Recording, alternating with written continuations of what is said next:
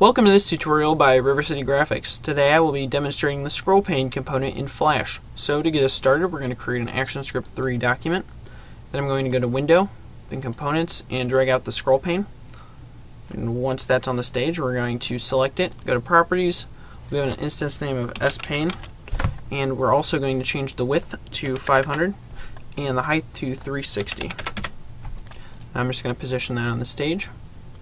And once that's done, we can start creating content that's going to be displayed within that scroll pane today. So I'm going to, for our content, I'm just going to zoom out so that we can see it. Zoom out to 50%, and then I'm going to create a rectangle as the background of our content. And it needs to, I'm just going to select it. We're going to make it have a black fill, and we need to make sure that the width is set to 500 pixels. And once that's done, basically anything that we put long ways will show up in the scroll pane because you can just scroll down to get to it. So it just needs to be equal to the scroll pane in width, and then you should be okay. So I'm just going to drag this down a little bit to give us a little more room to work with.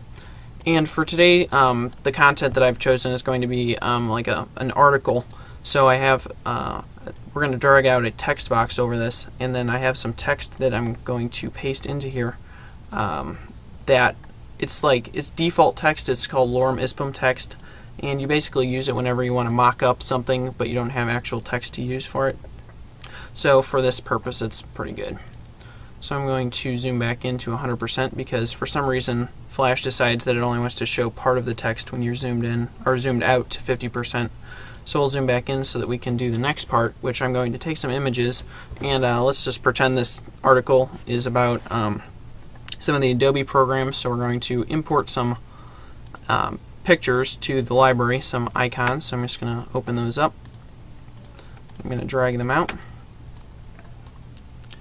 and we're going to space them out a little bit. I have them all selected currently. Okay, so that's pretty good spacing, so I'm just going to select them all. Go to Window, Align. We're going to get them all top-wise and then distribute their centers horizontally. And now I can just position those wherever I want. And those can be at the end of our article. So I'm just going to close that up. And now what we need to do is I'm going to zoom back out. And we need to select the entire box here, and we need to make it into a movie clip. And here you can see where I was talking about the text disappears, but if you zoom back in, it's right there. So we selected the entire thing. Now we need to hit F8, turn it into a movie clip, and I'm just going to call it my text. And we'll say OK. Then we need to give it an instance name of my text. And there we go. So now that we've done that, we can start linking this. So I'm going to go to the timeline, go to the first frame, and then go to Actions. So now we need to link this by going to, we're typing SPane, which is our instance name, that's source, space equals space, and then our name of my text, and then a semicolon. So now I think we're good for right now, so we need to do Control Test Movie, and as you see, it will scroll, and it'll work just fine.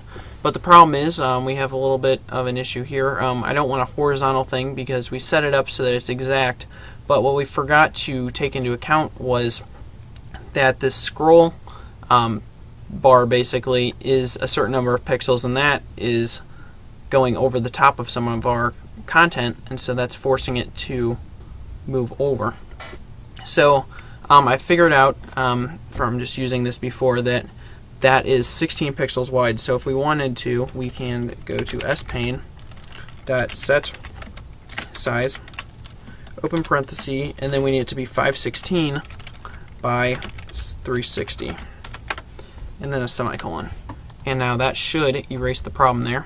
As you can see here, it has pushed the box over, and now the content works fine, and it doesn't have a horizontal bar, and you can scroll through. You see our images at the bottom. Now there's one more thing that you're going to want to do probably. If you take and were to delete this movie clip off the stage and then did Control Test Movie, then it would no longer work and it would freak out.